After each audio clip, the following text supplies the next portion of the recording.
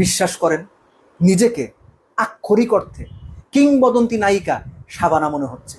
ওগো, এত সুখ আমি কি করে সইব, কি করে এই সুখ আমি সইব যে বাংলাদেশ টানা 2 দিন অস্ট্রেলিয়ার বিপক্ষে ডমিনেট করেছে, কিভাবে বাংলাদেশ 150 রানের লিড নিয়েছে, 350 করেছে।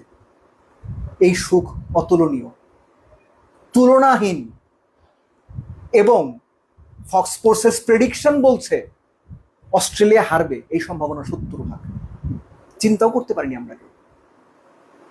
তানজিদ তামিম, একই সঙ্গে নাজমুল হোসেন শান্ত, তাদের ব্যাটিং এর কথা অবশ্যই আলোচনা করব। আর তার আগে তানজিদ তামিম এবং নাজমুল হোসেন শান্ত, তাদের দুজন আলোচনায় যাওয়ার আগে একটু যোগ করা জরুরি যে হাসান মাহমুদ এবং মিরাজ, তারা যে প্রায় 25 ওভারের মতো ব্যাট করেছেন, 147-48 বল, 43 রানের পার্টনারশিপ।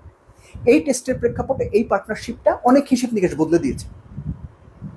এবং মিরাজের চাইতে হাসান মাহমুদকে আমি বেশি ক্রেডিট দেবো, কেননা মিরাজ কিন্তু প্রথম বল, দ্বিতীয় বলে সিঙ্গেল নিয়ে 3 বল 4 বল 5 বলের জন্য হাসান মাহমুদকে স্ট্রাইকে দিয়েছেন। হাসান মাহমুদ এনশিওর করেছেন তার অ্যাবিলিটি অনুযায়ী উইকেটে টিকে থাকার, বাজে শট না খেলে উইকেট না দেওয়ার, এবং সামর্থ্য অনুযায়ী মিরাজকে সাপোর্ট দিয়ে যাওয়ার।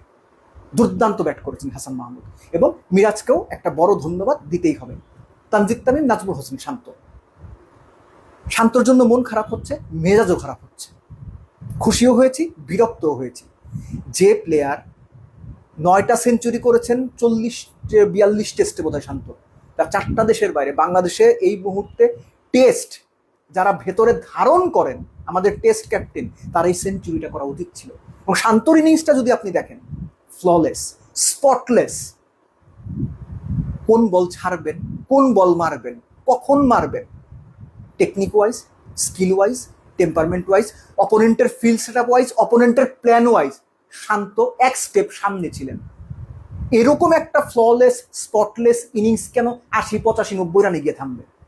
এজন্যই শান্তর এই সেঞ্চুরিটা হওয়া খুব দরকার ছিল, আনফর্চুনেটলি মিস করে গেছে।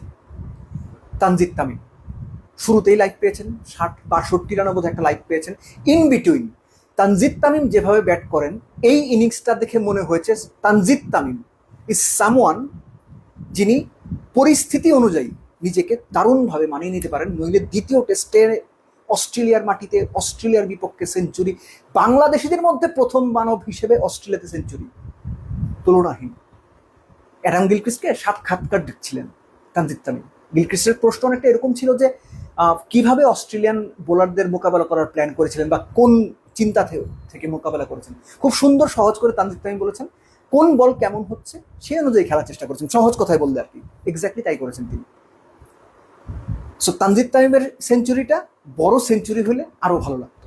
কারণ একটা ব্যাপার হচ্ছে কি, যে আপনি বলতেই পারেন যে ভাই 100 করছে, অফকোর্স 100 করছে, অফকোর্স 100 করছে, কিন্তু 100 যদি 150 হইতো, শান্ত যদি 100 করতো, লিটন যদি একটা ভালো ইনিংস খেলতেন, দিন শেষে বাংলাদেশের রান থাকতো 400, বাংলাদেশের লিড থাকতো 200, এটা ভালো হইতো না আরো বেশি? সো ভালোর কোনো শেষ নাই, অ্যাচিভমেন্টের কোনো শেষ নাই। 100, 200, 300, 400, মানুষ 500 করেছে।